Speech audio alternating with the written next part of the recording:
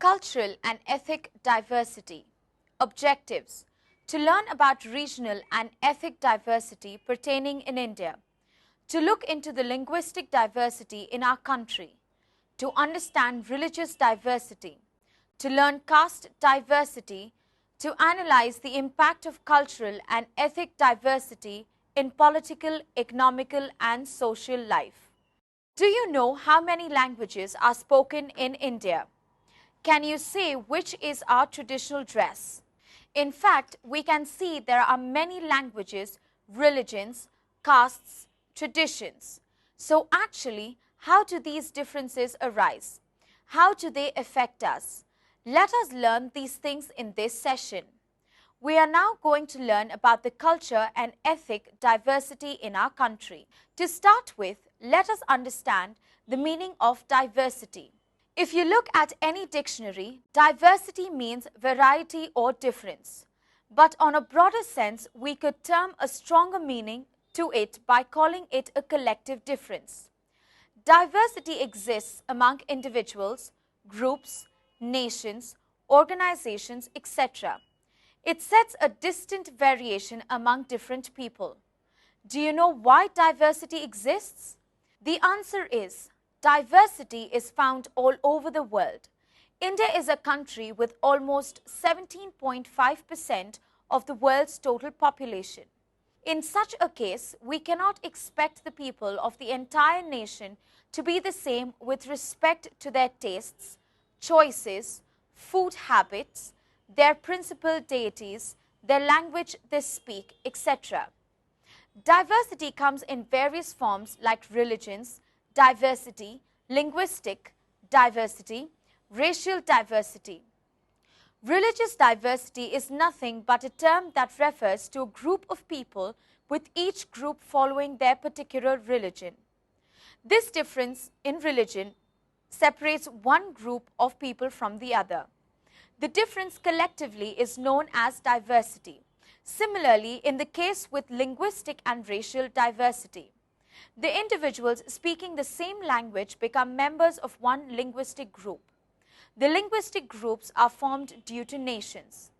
Racial differences is due to biological factors that matters: skin complexion, necessity of diversity. The reason for stressing up on diversity is that it forms an integral part of everyone's life, as it provides our society and culture the unique inspirational perspectives. Diversity can create new ideas and changes that can be beneficial to society or even to the world. For instance, in South India, the practice of drawing kolam or rangoli is not a mere attempt to beautify the entrance of the house, but an exercise to strengthen one's backbone and spinal cord. As we can imagine, this obviously reduces the risk of backbone-related problems. Every ritual has a reason to be performed. This is something to be learned from each culture and tradition. Let us learn more about various culture, regional, linguistic groups in the following session. Regional and ethnic diversity in India. Before we get into a topic, we need to know its meaning. Do you know the meaning of ethnicity? Well, ethnicity, or otherwise ethnic group, is a socially defined category based on common culture or nationality.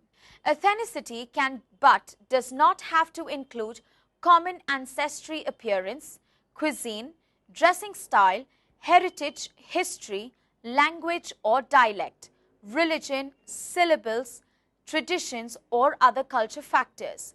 It refers to the people living in a particular region of a country or a continent. The diversity found due to ethnic groups is called ethnic diversity or regional diversity. Since these groups are formed irrespective of religion, caste and birth, and purely due to the place and people have put up at their neighborhood, ethnic groups may be formed by linguistic and racial groups. Racial diversity. How many of us have the urge to know how a Chinese or an American end up having a walk in the Indian roads? This attitude of identifying and addressing certain group of people by their physical features, skin complexion, appearances is called racial discrimination, like how an American is seen distant from Chinese or African. The people within India are found in various races. The tribes such as Kalal and Panyan in South India are known to have Negretto strain of Africa. The tribes of Middle India such as Bihar, Bil, Ho tribe of the Singhbhumi belong to the Proto-Australoid. The ethnic groups show their distinction. The northeastern regions have tribes of Brachycephalic and Mongoloid strain. So how these ethnic groups differ from each other? The answer is not that simple. They differ in dress, food, language, traditions, worship, marriage, etc. The variation in dress sense could be due to climatic conditions. The people living in dry, arid area would prefer wearing cotton woven clothes, whereas the ones from freezing regions of Himalayas would rather go for woolen clothes. Sari is the traditional dress for women and dhoti for men in the Indian subcontinent. The dressing sense also depends on the variety of tastes. For instance, Ghagra choli or the lehenga choli is a traditional attire for women in Rajasthan and Gujarat. Salwar kameez for women in Punjab, Kashmir, Himachal Pradesh. Silk sari in Tamil Nadu, Mundu Nerilium in Kerala. But the traditional style of dressing is slowly deteriorating due to westernization and urbanization, where we go in for western clothes over traditional wear as the former comfortable to be worn. The other reasons are the constant necessity for every one of us to be at par with the Western world by adapting their style. Other than clothing, another aspect that differentiates the regional groups in their food habits. Many of us love to eat varieties of food, whether homemade or brought from restaurants. We cannot always be sure that it is our traditional food that we are eating. Various parts of India have their own style of cooking. Tamilians are famous for idli sambar, while Bengalis are for rasgulla. Gujaratis are renowned for ghee sweets, while Malayalis for coconut recipes. The entertainment aspect of the various ethnic group is ever so important as their cuisine. Here by the word entertainment, we mean the traditional classical and folk dance. Folk dance are the ones performed during ritual ceremonies, local gatherings, etc. by the tribal herd. Each tribe has its own folk dance performed in its own specific style. Classical dance is the term to define the theatrical form of dance. The traditional classical dance varies among each state. Bharatanatyam is the ancient of classical style in Tamil Nadu, Kathak in Uttar Pradesh, Mohiniyattam and Kathakali in Kerala, Odissi in Odisha, Kuchipudi in Andhra Pradesh, Manipuri in Manipur, Satriya in Assam. Linguistic diversity. Again, while starting with a new topic, let's get to know about the term linguistic. Linguistic is the word having to do with one's language. It's rather easy to judge where the term linguistic diversity has been coined from. Linguistic diversity is nothing but the diversity of difference amongst people or groups speaking the same language. People are always linked by diversity, especially when it comes to linguistic and religious matters. We, of course, have a sense of brotherhood when we are connected by our languages. Do you know why there is so much linguistic diversity in India? The common assumption is that the high degree of large diversity found in India is due to the existence of diverse population groups. It is always addressed as many disciplines that how such pattern has emerged in India. India is one of the hotspots of linguistic diversity in the globe. It is high in language diversity. However, there is no universally agreed total. India is home not only to several dominant world languages, but also to many small languages facing extinction.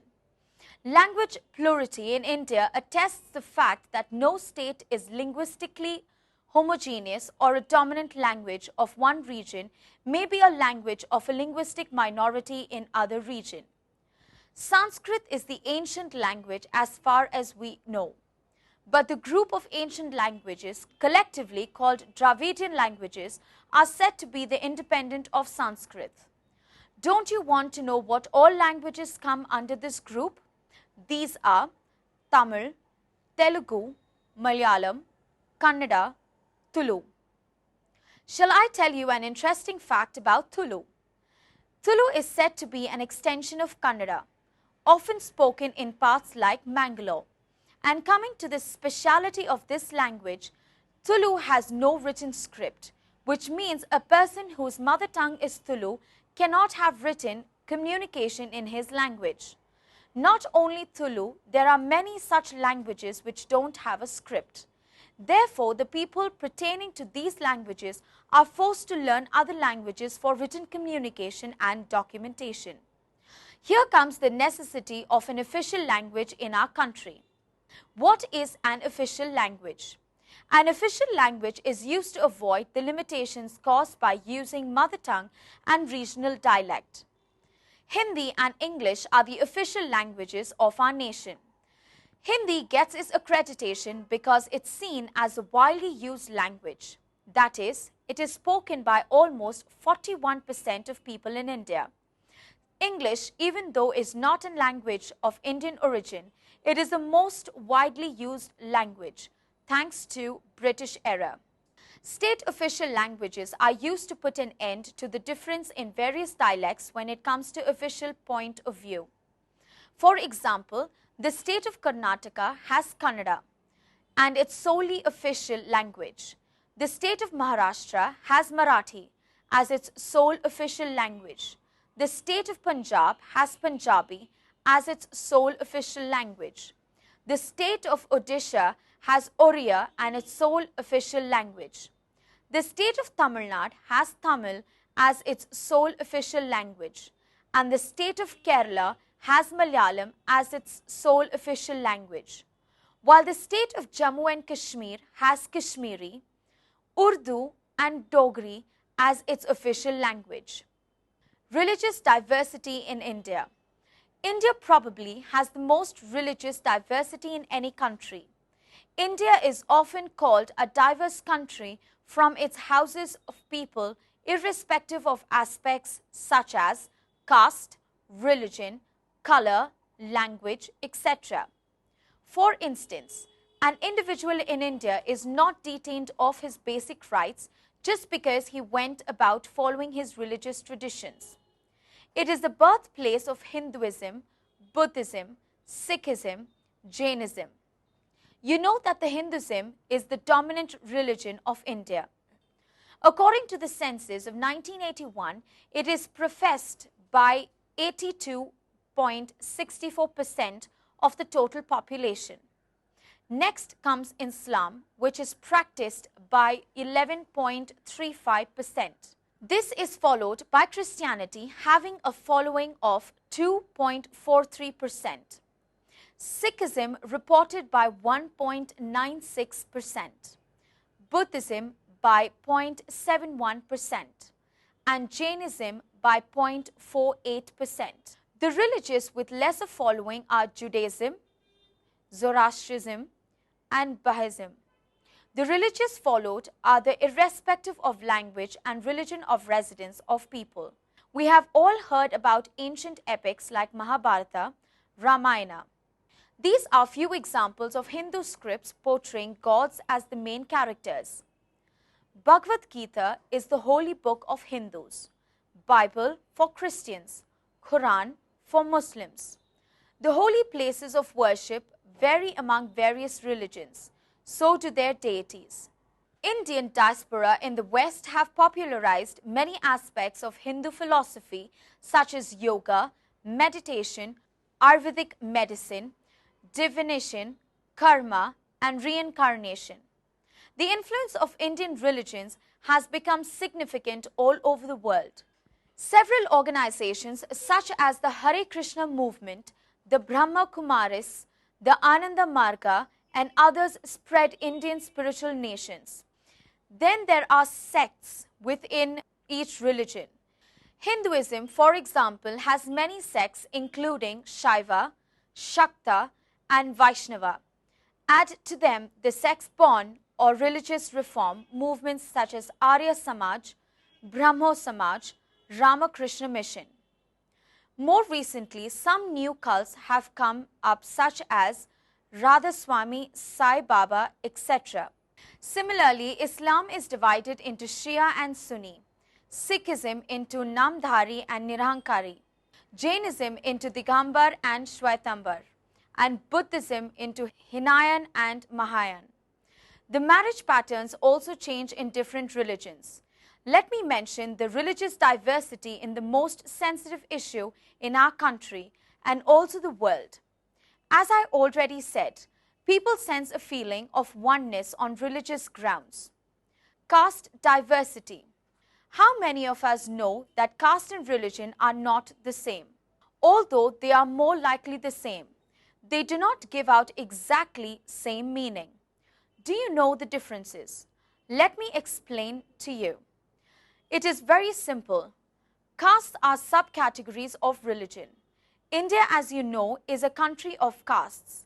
We have learnt caste and about its origin in our earlier sessions in detail. When you want to get a college admission, you have to fill the application with your caste. If you want to refer to the class of the caste, you are given a book with various divisions of classes.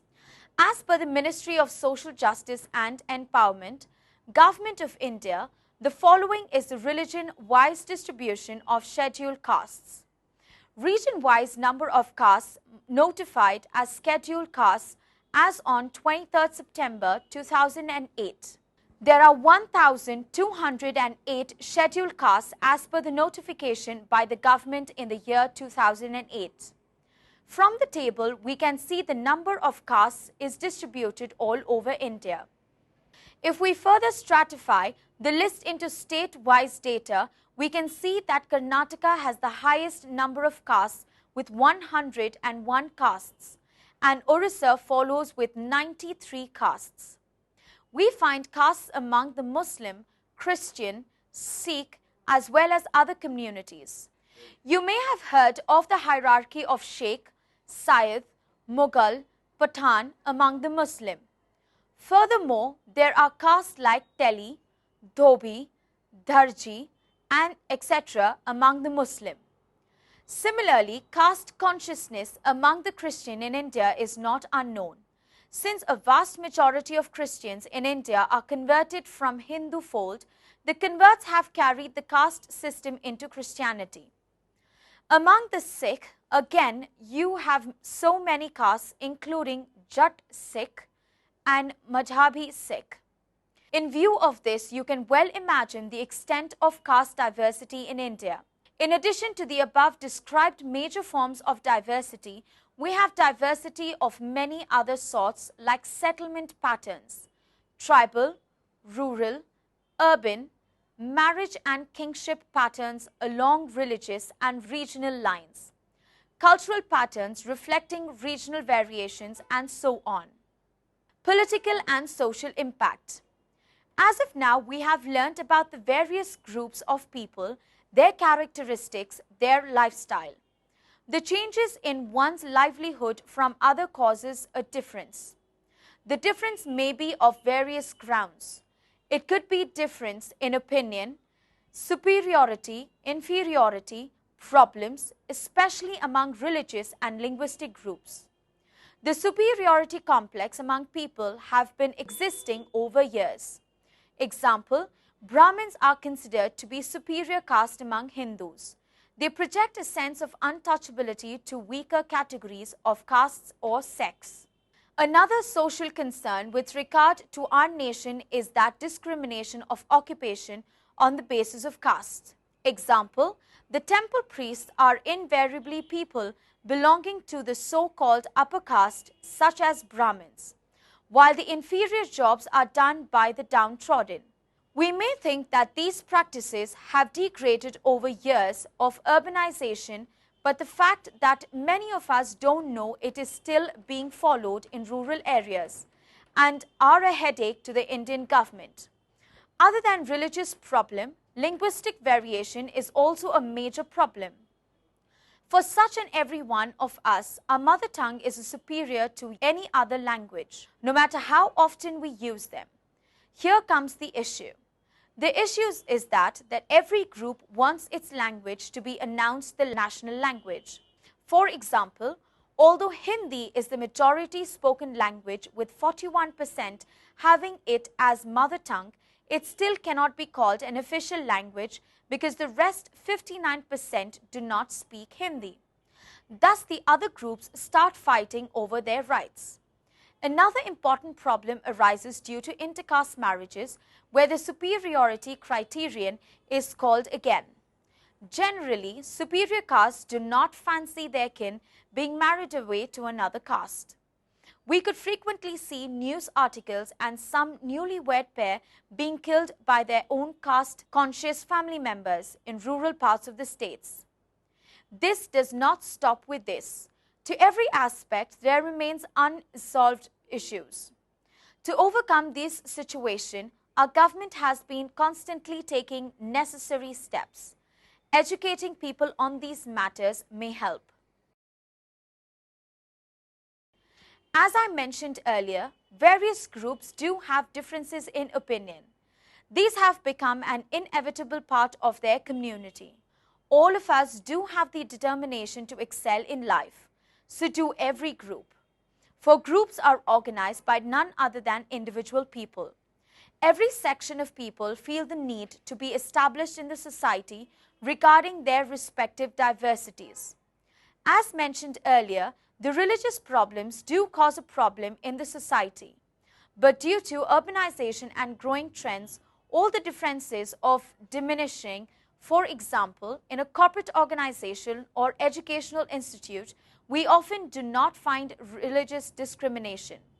The younger generation do not take up diversity as a reason to be separated or discriminated as much seriously as the elders.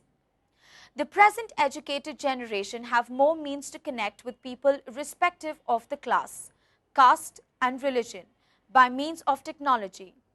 Various social networking platforms in fact give opportunities to connect with people and also to give awareness about these diversities. The government has established equality before law. This means that a person cannot officially be discriminated. If done so, we will know there is a certain complaint procedure. Religious linguistic discrimination is a punishable offense. We could conclude by saying that how much ever punishment is to be provided, it's the individual's attitude that matters the most. Educating people on the grounds of humanity would suffice rather than taught about religious principles. Though the present generation have the duty to preserve the culture and ethic uniqueness of different groups, it is the right of every citizen of India to be equal before law. If every human being is respected and treated equally, I am sure we can preserve our culture in spite of these diversities.